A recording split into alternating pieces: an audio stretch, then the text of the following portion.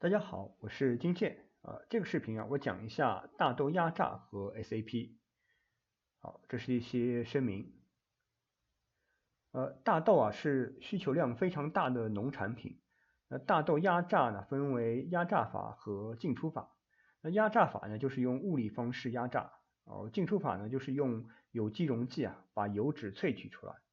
那不管哪一种方式生产出的是大豆毛油。剩下的大豆片呢，经过干燥、烘烤并研磨成豆粕。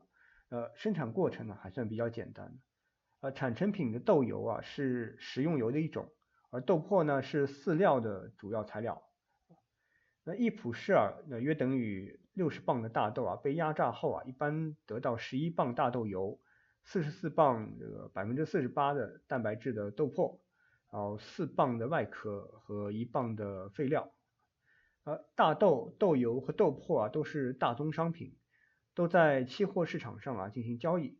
那根据期货市场上每单位重量的价格，还有大豆压榨产出的这个比例，那可以计算出大豆压榨的利润。每一普式大豆加工成豆粕和豆油可能会赚取70美分。虽然大豆压榨的生产相对简单，但是大豆压榨企业要想应用 ERP 或者 SAP 可不是简单的物料生产就完事儿了。首先呢是大宗商品的套期保值。那由于大豆、豆粕和豆油都是大宗商品，那价格呢波动频繁。那如果不做套期保值那么即使企业的经营情况不变，那这个价格的波动也会对企业的损益造成很大影响。具体的操作呢，就是利用期货市场交易来对冲现货的价格波动。那对于大宗商品物料成本呢，既不能用标准成本法，也不能用移动平均法，要用套期会计来核算。那我这边呢找了一个例子这边的重点呢是使用的科目是套期工具和被套期项目来记录期货市场的交易。在最后呢，把这个余额结转进这个材料成本。那实际的原材料成本呢，就是合同价格减去套期项目的收益。那这样呢，即使现货价格上涨了，那通过期货市场呢，也能挣点钱回来，然后平抑了这个原材料的成本。那这个现货和期货之间的差额称为基差。那这里要注意的呢是，基差呢也是在不断的变化的，所以呢，期货的对冲并不能完全覆盖现货的变化。在大宗商品生产经营的企业中这不仅仅是对单一合同做套期保值，更多的呢是对整个企业的头寸来进行风险管理。那更进一步的呢，很多企业是全产业链模式。那大的农业企业都是从农场到餐桌，掌握了呢从农场到大豆压榨到饲料加工那是不是呢可以分析大宗商品的变化的趋势，更好的呢来进行定价管理，为企业带来更多的价值。所以呢，套期业务对所有的大宗商品的生产经营企业都是非常重要的。在 SAP 中由于不能使用标准成本法和移动平均法，所以以前的系统的标准功能呢是不能支持的。方案呢是物料主数据用无价值物料，其他的呢都要做客户化开发，所以可以想象这个开发量还是很大的。那这几年呢 ，SAP 官方有一个基于 SAP S4HANA 的 Commodity Management Solution，说是呢可以支持这个套期会计的核算。那我不了解具体的功能但是我想期货数据还是要做接口的吧。那说了大宗商品的套期，再看看合同管理。大宗商品交易中通常会用到3种合同，基差合同、暂定价合同和一口价合同。前面讲过，基差呢就是现货和期货之间的差价。由于期货价格一直波动，所以呢，买方先跟卖方确定好这个基差，等期货价格合适的时候再点价。正式的合同价格就是点价时的期货价格加上基差。那这样呢，对买卖双方啊都是减少风险的方式，是大宗商品交易的主要方式。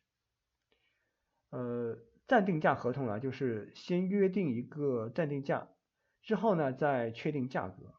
那特点呢是可以先提货，再确定价格。不过呢，通常要求啊，从提货到确定价格的时间呢比较短，大概1到2个星期。一口价呢，就是签订合同的时候啊就确定价格。那通常呢是用在小批量采购和临时性的采购。另外呢，对于合同啊，还有注意一些特点，比如一个基差合同啊，有可能分批点价。还有啊，就是进口的合同通常是按照芝加哥商品交易所 CBOT 的价格，那国内的合同啊，通常是按照大连商品交易所 DCE 的价格。那还有一些其他的合同模式，比如啊，先买个期货合约，等到期了以后啊，进行现货的交割。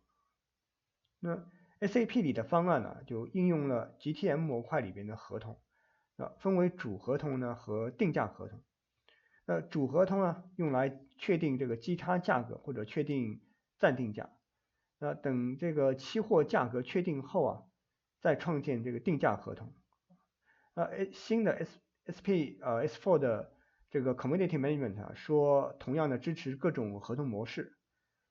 对于具体的这个功能介绍啊，有兴趣啊也可以咨询 SAP 公司。那大豆压榨还有一个特殊的业务模式，业务需求啊是物流运输。那主要呢是指销售发货的这个物流运输。销售发货的运输啊分为一段运输和多段运输。那一段呢就是汽车直接运到客户那边。多段呢是指先用汽车啊运到火车站或者港口，然后再用火车和轮船呢运到客户那边。那这里呢需要根据不同的 Incoterm 来判断货权的转移。那比如 FOB 啊，我方负责在发货港送上船。那么呢，物流运输啊，就是汽车从工厂运到发货港这一段。那比如 CIF， 我方呢负责把货运到客户的收货港。那么物流运输啊，就是先汽车运到发货港，再用船呢运到客户的收货港，这样2段运输。相对来说啊，采购的运输就比较简单，一般呢采购就签个 CIF 的合同，让卖方啊运到我方港口，然后我方呢负责把这个货啊从港口呢运回工厂，所以呢就1段运输。另外呢，物流部门呢需要从承运商处啊得到实际收货数量来计算运费，而销售部门呢希望从客户处啊得到收货的数量来开票。从承运商处得到的数字啊跟从客户得到的数字有可能不一样，不过呢有一定的容差范围。如果真的差别很大呢，还是要找原因呢来具体分析。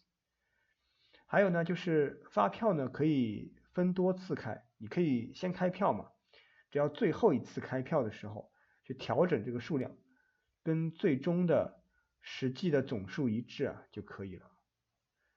运输的时候呢会有损耗啊，那比如包装袋破损，那即使包装没问题啊，水分蒸发也可能呢导致重量的下降。所以呢要在合同里啊设定这个损耗的范围，约定发生损耗以后啊，由卖方或者说是客户承担。所以呢，你看整个物流运输的业务啊，牵涉到这个货权转移的时间点啊，运费的计算、开票金额的计算、损耗数量的计算、赔偿的分摊，还有发票的抵扣。除此之外呢，还有像各种保险费啊、装卸费等的计算和开票，还有地磅系统的接口，所以呢还是挺复杂的。SAP 系统里边的方案呢，同样是需要做很多客户化的开发。基本的思路呢是基于 SAP GTM， 然后再用 SAP LE 模块的功能，用2个物流的单据啊，一个记录货的发出数量，另一个呢记录货的运到的数量，在这个基础上啊，去记录运输的量、损耗啊等等。好，总结一下，大豆的压榨不只是简单的生产，牵涉到大宗商品的管理、合同和物流运输。而大宗商品的解决方案呢，广泛应用于农产品、金属啊、原油啊、煤矿，以及外贸企业的外汇头寸等各个行业。那 SAP 以前的系统的标准功能呢，没法很好的满足需求，需要大量的客户化开发。那新的基于 S4HANA 的 Commodity Management 方案呢，介绍说呢可以支持这个大宗商品的套期和合同管理。不过呢，我不知道有哪家大型企业呢上了这个方案。那一般来说大的企业都已经上过 SAP。那要想换这一整套方案呢，就工作量不是一般的大，所以呢会很慎重。如果有谁知道哪个大型企业在用新的 S4 的 Commodity Management 方案呢，可以跟我说一下。好，今天的内容就是这些谢谢大家。